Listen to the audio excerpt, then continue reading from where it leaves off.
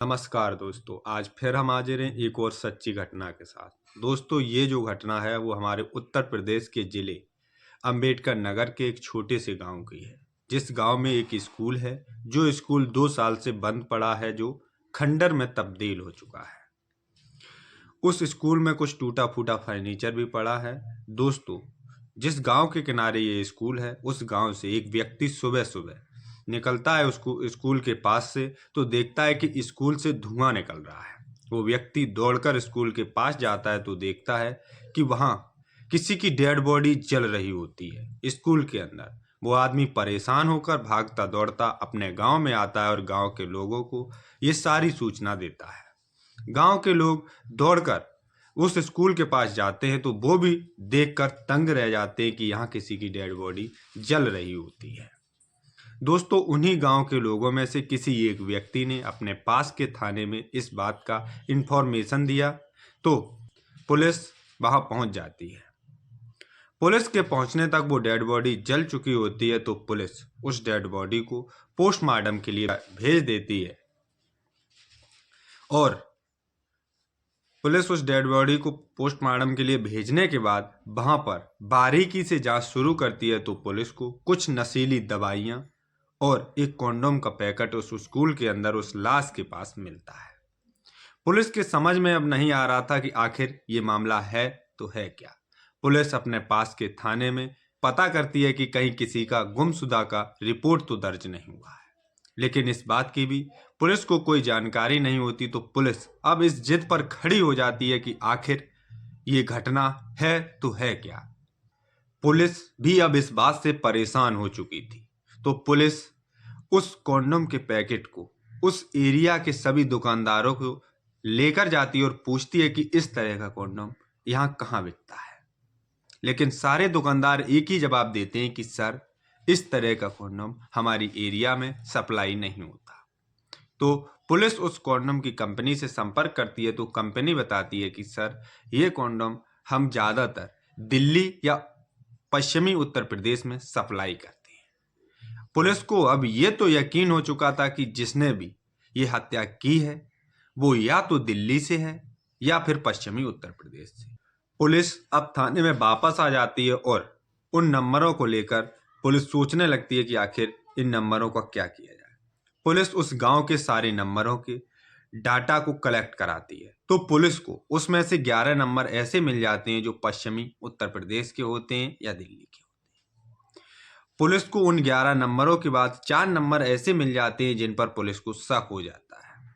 Police सोचती है कि एक ही गांव में ये 4 नंबर एक ही जिले के कैसे एक्टिव हो सकते हैं, जो कि सहारनपुर जिले के थे। पुलिस एक नंबर पर कॉल करती है तो वो नंबर बंद जाता है। पुलिस दूसरे नंबर पर कॉल करती है तो दूसरा नंबर कोई औरत उठाती है और पुलिस उससे जानकारी करती है, तो वो औरत पुलिस को बताती है कि सर, ये चारों नंबर हमारे गांव के हैं। इतनी सुनते ही पुलिस आनन फानन में उस गांव में पहुंच जाती है और उन 4 नंबरों में से 3 लड़कों को पकड़ लेती है, जिनके नाम पर वो नंबर थे, जिनका नाम था मोहम्मद अली, जावेद, इरफान।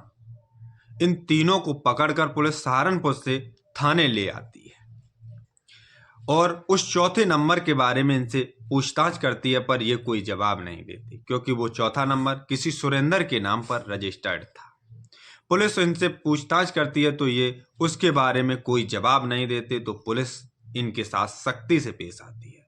तो उसमें से जावेद ये पूरी घटना बताने लगता है कि सर, जो वो लाश जल रही थी वो किसी और की नहीं बल्कि सुरेंद्र की ही थी। तो पुलिस इसकी पूरी खोजबीन उससे पूछती है, तो वो सारी कहानी पुलिस को बताता है कि सर, हम चारों लोग एक सर्कस में काम करते थे, जिसमें सुरेंद्र, जावेद, मोहम्मद अली और इरफान, ये चारों लोग एक सर्कस में काम करते थे। तो चारों में दोस्ती बढ़ जाती है, चारों एक दूसरे के घर आना जाना शुरू कर देते हैं। इधर इरफान की एक बहन होती है जिसका नाम है सोनिया, जो काफी देखने में खूबसूरत होती है और सुरेंद्र का इरफान के घर आना जाना लगा रहता है। तो सोनिया और इरफान में दोस्ती हो जाती है। दोस्ती इस हद तक बढ़ जाती है कि दोनों फोन पर बातचीत करते हैं और आपस में मिलना मिलाना भी शुरू कर देते हैं। इस बात की खबर जब जावेद को पता लगती है तो वो अपनी बहन को मारता पीटता है और फोन से बातचीत कराना बंद करा देता है। लेकिन सोनिया इस बात से डरती नहीं है और छुप छुप कर सुरेंद्र से फिर भी बात करती रहती है। लेकिन कुछ समय निकलने के बाद इस बात की जानकारी जावेद को फिर से पता लग जाती है कि हमारी बहन अभी भी सुरेंद्र से बात करती है। तो वो अपनी बहन को समझाने की कोशिश करता है, लेकिन उसकी बहन सोनिया कहती है कि भाई मैं सुरेंद्र के पास फोन नहीं करती, बल्कि सुरेंद्र का फोन मेरे पास आता है। तो जावेद सुरेंद्र को भी समझाने जाता है, लेकिन सुरेंद्र बोलता है कि आपकी बहन मेरे पास फोन करती है, न कि मैं आपकी बहन के पास फोन करता हूँ। जावेद का दिमाग अब खराब हो चुका था। जावेद इस बात से बहुत परेशान हो चुका था कि अगर इस बात की जानकारी हमारे इलाके में हो गई तो हमारी बदनामी हो जाएगी। इस बदनामी के डर से जावेद अपने भाई इरफान को सारी बात बताता है और दोनों भाई मिलकर आपस में सुरेंद्र को खत्म करने की साजिश बनाने की सोचते हैं। इधर मोहम्मद अली जो होता है उसकी एक लड़की होती है जो वो भी सर्कस में काम करती है और सुरेंद्र का उसके साथ भी कुछ प्रेम प्रसंग चल रहा होता है। इस बात की जानकारी मोहम्मद अली को भी होती है। इधर जावेद और इरफान दोनों मोहम्मद अली के पास जाते हैं और अपनी बात रखते हैं और मोहम्मद अली को भी अपनी साजिश में शामिल कर लेते हैं। अब ये तीनों मिलकर सुरेंद्र को खत्म करने की साजिश बनाते हैं। ये तीनों मिलकर सुरेंद्र के पास जाते हैं और कहते हैं कि हम अम्बेडकर जिले के एक गांव में सर्कस दिखाएंगे। दरअसल जिस गांव में ये लोग सर्कस दिखाने की बात करते हैं उस गांव की सुनीता नाम की लड़की भी सर्कस में इन्हीं लोगों के साथ काम करती है। ये तीनों लोग एक दिन सुनीता के घर पर पहुंच जाते हैं। वहां रात्रि होने के बाद जावेद सुरेंद्र से कहता है कि हम अपना प्रोग्राम कल दिखाएंगे, क्यों ना हम आज पार्टी करते हैं। तो जावेद और सुरेंद्र दोनों मार्केट जाते हैं और वहां से शराब लेकर आते हैं। तो जावेद कहता है कि मैं सुनीता के घर में बैठकर शराब नहीं पी सकता क्योंकि उसके घर वाले इस बात का बुरा मान जाएंगे। तो खुद सुरेंद्र बताता है कि इस गांव के पास में एक स्कूल है जो 2 साल से बंद पड़ा है, जो खंडर में तब्दील है, क्यों ना हम उसी स्कूल में चलकर शराब पिएं।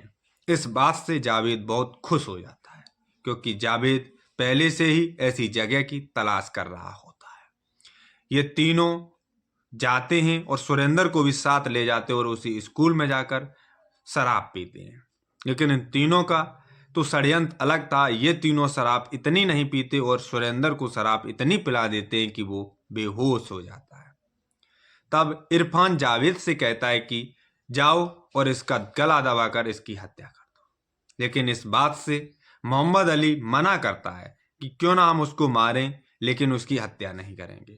लेकिन इसके पहले मोहम्मद अली और कुछ कह पाता तो जावेद एक तंगड़ा सा पत्थर लेकर सुरेंद्र के सर पर वार कर देता है और मौके पर ही सुरेंद्र की हत्या हो जाती है।